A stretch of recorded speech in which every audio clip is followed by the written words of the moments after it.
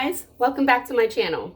Today I'm going to be starting a new, shorter series where I'm focusing on my favorite fruits and veggies that I like to grow hydroponically.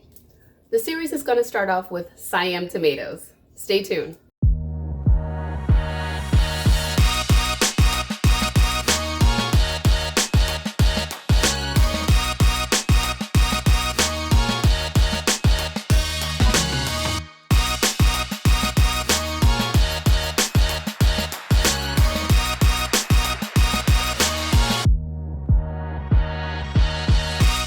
Now, the more I garden, the more I learn about the huge amount of different cultivars that are out there for different vegetables and fruits.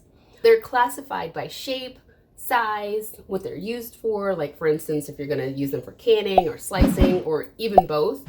Then you have determinate versus indeterminate, whereas like for instance, determinate tomatoes are varieties that grow to like a fixed mature size. They ripen most of their fruit in like a short amount of time. And yes, I said fruit because botanically speaking, tomatoes are a fruit.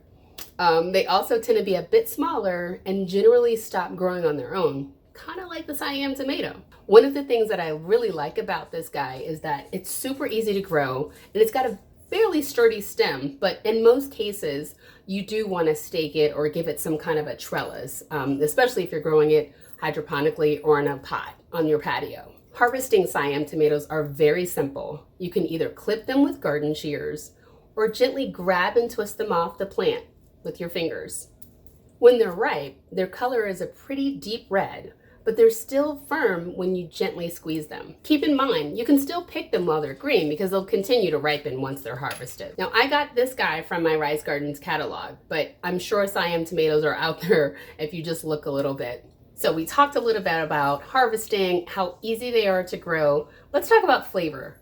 These guys taste absolutely awesome.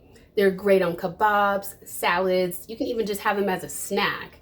They have like a bit of a sweet tart flavor, which I really love, especially on a caprese salad. Oh my God, it's just like to die for. You serve them with a bit of mozzarella cheese, basil, and balsamic vinegar.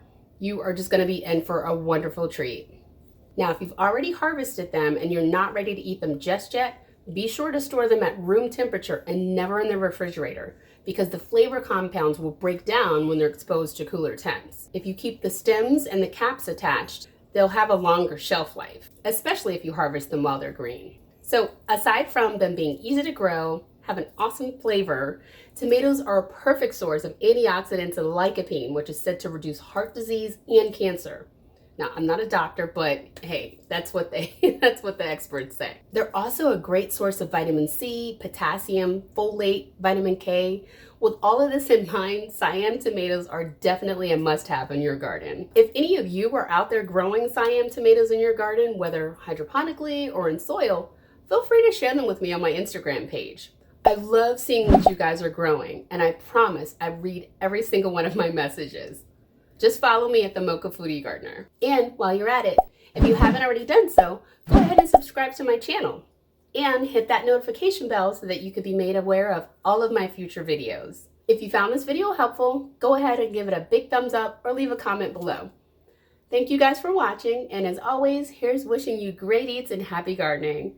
Don't forget to be kind to one another. Bye.